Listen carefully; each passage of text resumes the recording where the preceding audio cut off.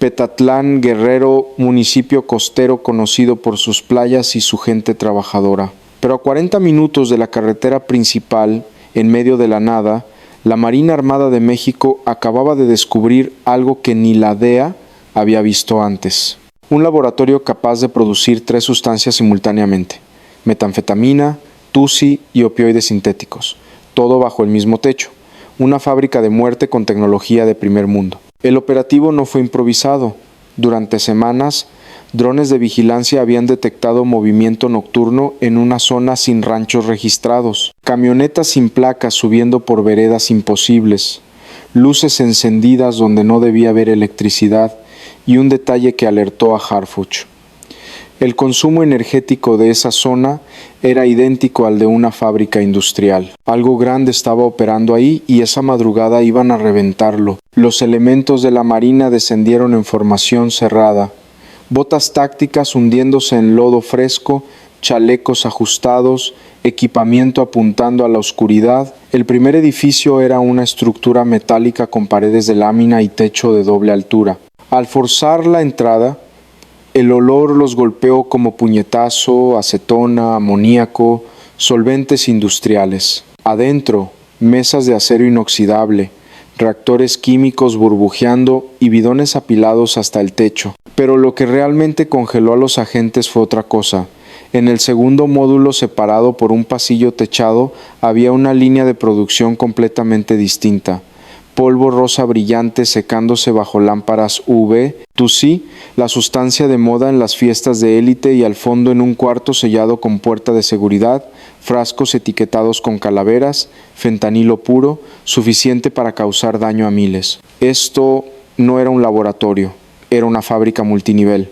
Los peritos comenzaron a documentar todo: 12 toneladas de precursores químicos, cientos de bidones con acetona, ácido clorhídrico, efedrina sintética, había equipo de destilación industrial, prensas hidráulicas, hornos de secado y básculas digitales de precisión.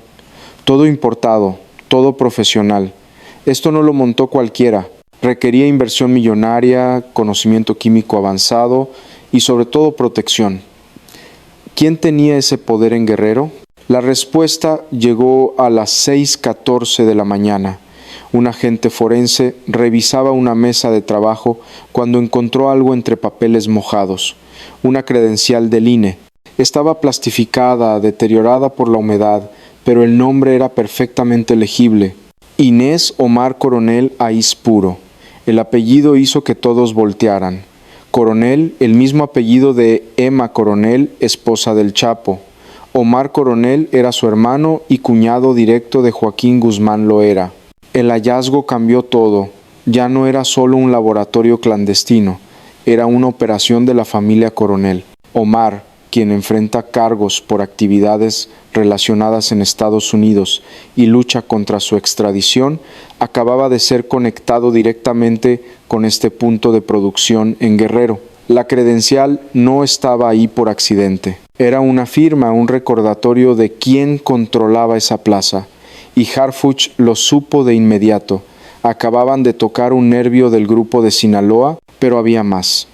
Alrededor del laboratorio principal, los elementos descubrieron 4 campamentos ocultos entre los árboles. Casas de campaña militares, colchonetas, ropa sucia, latas de comida, radios de comunicación. Ahí dormían los operadores de laboratorio, químicos, cocineros, vigilantes.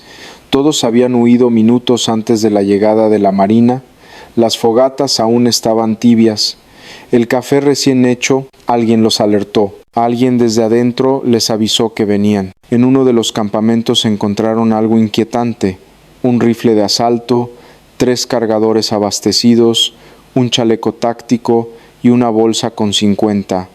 000 pesos en efectivo. En otro, un cuaderno con anotaciones en clave, fechas, horarios, nombres abreviados: OC entrega 15, ruta P despejada, contacto Z confirmado.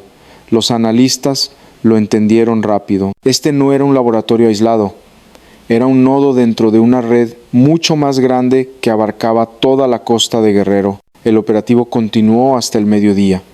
Los peritos trabajaban bajo el sol implacable, catalogando evidencia, tomando muestras, desmantelando reactores. Cada bidón era fotografiado, cada sustancia etiquetada. La cantidad de producto que se estaba produciendo ahí era brutal. Según estimaciones preliminares, ese laboratorio podía generar más de 30 millones de pesos mensuales y llevaba operando al menos 6 meses sin ser detectado. ¿Cómo es posible en pleno 2026? La respuesta está en la ubicación. Petatlán no es territorio tradicional del grupo de Sinaloa. Guerrero ha sido históricamente disputado entre Beltrán Leiva, los Rojos, la familia michoacana y otros grupos locales. Pero la familia Coronel logró infiltrarse, comprar silencios, negociar rutas y montar esta estructura sin levantar sospechas. Usaron la costa como punto de entrada de precursores desde Asia y la sierra como escudo natural.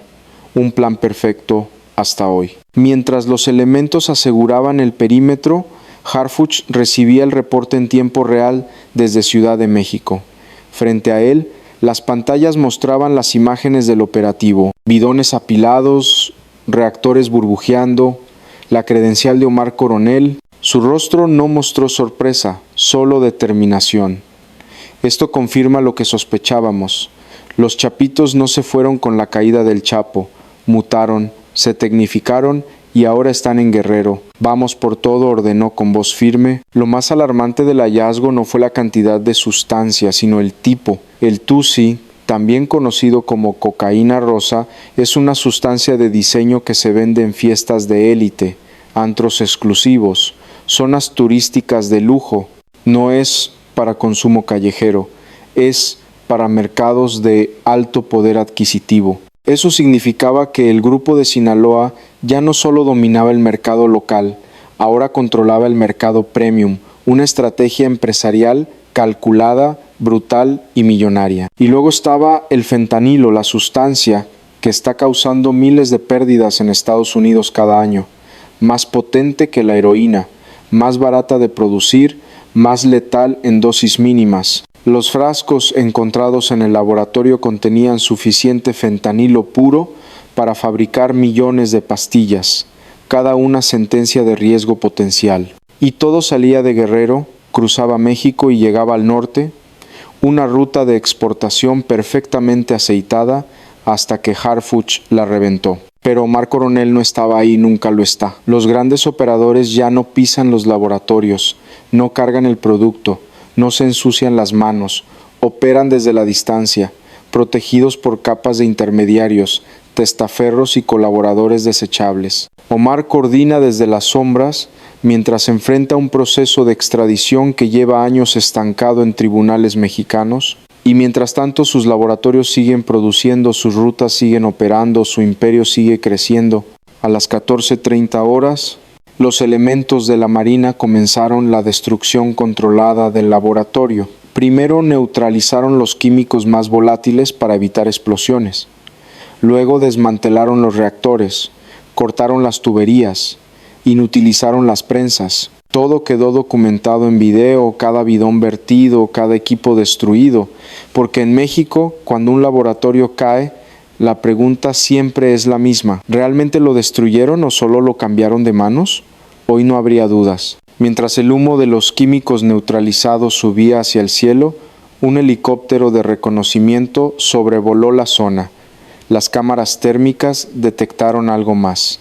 A 2 kilómetros de distancia, otro claro en la selva con estructuras metálicas similares, otro laboratorio.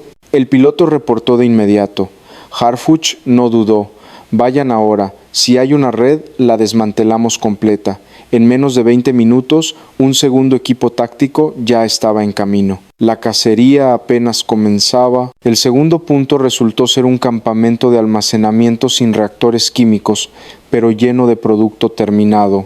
Cientos de paquetes de metanfetamina cristalizada embolsados al vacío, listos para distribución. Cada uno marcado con un símbolo, una corona, la firma de los Coronel. Ahí también encontraron algo escalofriante, un registro escrito a mano con rutas de entrega, Acapulco, Ixtapa, Zihuatanejo, destinos turísticos donde el producto se vendía como si fuera cualquier mercancía. Los elementos aseguraron todo: producto, documentos, teléfonos celulares, radios de comunicación, pero lo más valioso no era material, era información. En uno de los celulares se encontraron mensajes cifrados con coordenadas GPS, fechas de embarque y nombres en clave. El cuñado, la costa, ruta diamante, todo apuntaba a una estructura operativa que conectaba Guerrero con Sinaloa, con Jalisco, con la frontera norte, una telaraña criminal que Harfuch estaba desenredando hilo por hilo. A las 17:08 horas, Harfuch convocó una conferencia de prensa desde la Ciudad de México. Sin rodeos, sin discursos vacíos, fue directo. Hoy desmantelamos uno de los laboratorios de sustancias sintéticas más sofisticados detectados en México. Producía metanfetamina, tusi y fentanilo de forma simultánea. Decomisamos 12 toneladas de precursores químicos y aseguramos evidencia que vincula esta operación con el grupo de Sinaloa. El mensaje es claro: no habrá tregua ni refugio para el crimen organizado. Las cámaras captaron cada palabra. Los periodistas disparaban preguntas, pero Harfuch no dio nombres todavía. No mencionó a Omar Coronel públicamente. No filtró la credencial. ¿Eso era munición legal que la fiscalía necesitaba guardar para los tribunales? Pero el mensaje subliminal era claro para quien supiera leer entre líneas. La familia del Chapo seguía activa, seguía operando, y ahora el Estado iba tras ellos con todo, sin miedo, sin negociación, sin piedad. En Sinaloa la noticia cayó como bomba. Los allegados a la familia Coronel comenzaron a moverse nerviosamente. Llamadas encriptadas, reuniones de emergencia, abogados activados. Sabían que si Harfuch había llegado hasta Guerrero era cuestión de tiempo antes de tocar sus puertas. Y lo peor, la credencial encontrada era evidencia física. No había forma de negarlo. Omar Coronel acababa de quedar expuesto como operador activo de la red. Pero Omar no es cualquier operador, es hermano de Emma Coronel, la mujer que estuvo casada con el operador más famoso del mundo. Es cuñado del Chapo, tío de los gemelos Coronel Guzmán, parte del núcleo duro de la dinastía, y desde 2020 enfrenta una orden de aprehensión en Estados Unidos por conspiración para distribuir cocaína y metanfetamina. México ha bloqueado su extradición bajo argumentos legales técnicos, pero ahora con este operativo la presión internacional va a explotar. La DEA ya tiene su expediente abierto desde hace años. Lo consideran pieza clave en la operación de los Chapitos, el brazo operativo que quedó tras la caída del Chapo. Ovidio, Joaquín y sus hermanos controlan el grupo de Sinaloa desde las sombras, y Omar Coronel es su enlace con la costa del Pacífico. Él coordina las rutas marítimas, supervisa los laboratorios, lava el dinero, es el cuñado silencioso, el que nunca aparece en corridos, pero mueve millones cada mes. Y ahora su credencial estaba en manos de la Fiscalía General de la República. Los peritos ya la fotografiaron, la catalogaron, la ingresaron como prueba material. Con ese documento, más los mensajes encontrados en los celulares y los registros del laboratorio, se puede construir un caso sólido de operaciones con recursos de procedencia ilícita, delincuencia organizada y distribución de sustancias a nivel internacional. Omar Coronel dejó de ser intocable. Ahora es un objetivo prioritario. Mientras tanto, en Petatlán, los vecinos comenzaron a hablar, algunos con miedo, otros con rabia contenida. Todos sabíamos que algo raro pasaba allá arriba, dijo un comerciante del centro. Camionetas subían de noche, nadie bajaba al pueblo, pero se veía movimiento, nadie se atrevía a preguntar. Esa es la realidad del México rural, el silencio impuesto por el miedo, porque cuando el narco se instala, la gente no denuncia, no pregunta, solo sobrevive y espera que no le toque. Pero hubo quienes sí vieron cosas. Un taxista recordó haber llevado a 2 hombres hasta la desviación del camino que sube a la sierra. Traían maletas grandes, hablaban raro, no eran de aquí. Me pagaron el triple y me dijeron que me olvidara de ellos. Otro vecino aseguró haber visto drones sobrevolando la zona semanas antes del operativo. Pensé que era el gobierno buscando algo, pero ahora entiendo. Estaban vigilando antes de entrar. Harfuch no improvisa, planea y tenía razón. El operativo en Petatlán fue resultado de meses de trabajo de inteligencia, cruce de información con la DEA, análisis de rutas marítimas, seguimiento satelital, infiltración encubierta. Harfuch sabía que si intervenía pronto los operadores huirían, pero si esperaba el momento exacto cuando el laboratorio estuviera en plena producción, el golpe sería letal, y lo fue. 12 toneladas de precursores, millones en pérdidas, una credencial incriminatoria. Esa noche, en redes sociales, el caso explotó. Narcolaboratorio Guerrero se volvió tendencia nacional. Miles de usuarios compartían las imágenes del operativo, los bidones apilados, los reactores humeantes. Algunos aplaudían a Harfuch, por fin un funcionario que sí trabaja. Otros cuestionaban, ¿y por qué Omar Coronel sigue libre? La presión pública crecía porque México ya no quiere promesas, quiere resultados. Y este operativo era apenas el primero de una serie que vendría, pero lo que más impactó no fue la cantidad de producto, sino el tipo de laboratorio. Esto es nivel industrial, explicó un exagente de la DEA en entrevista. Producir 3 sustancias simultáneamente requiere conocimiento químico avanzado y una inversión millonaria. No es improvisado, es una operación empresarial con estándares de calidad y distribución calculada. Eso solo lo logra un grupo consolidado como Sinaloa. Esto cambia todo lo que sabíamos sobre su expansión, y ese grupo es Sinaloa, el más antiguo, el más estructurado, el que sobrevivió a la captura del Chapo, porque nunca dependió de un solo hombre. Es una corporación criminal con células autónomas, operadores regionales y una cadena de mando que se adapta y muta. Omar Coronel es solo una pieza, pero clave. Él conecta la producción con la logística, el dinero con la distribución. Por eso encontrar su credencial en ese laboratorio no fue casualidad, fue negligencia criminal. Esa credencial ahora está bajo resguardo de la FGR. Los abogados de Omar ya preparan su defensa. La credencial pudo ser robada, plantada, falsificada, pero los investigadores no se tragan el cuento porque junto a la credencial encontraron huellas dactilares en varios bidones, registros de llamadas desde números vinculados a él y testimonios de operadores detenidos en otros estados que lo mencionan como el cuñado.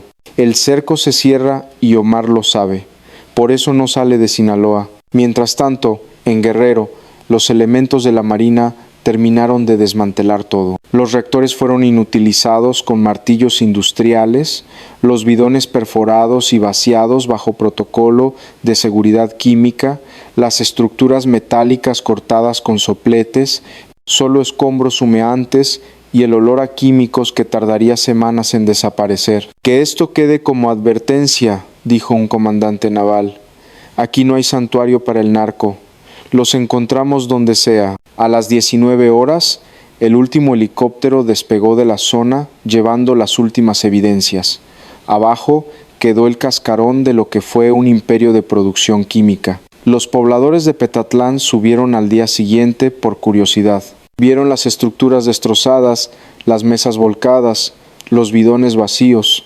Nunca pensé que algo así estuviera tan cerca, dijo una maestra local. Vivíamos a 40 minutos de una fábrica de muerte y ni cuenta nos dimos.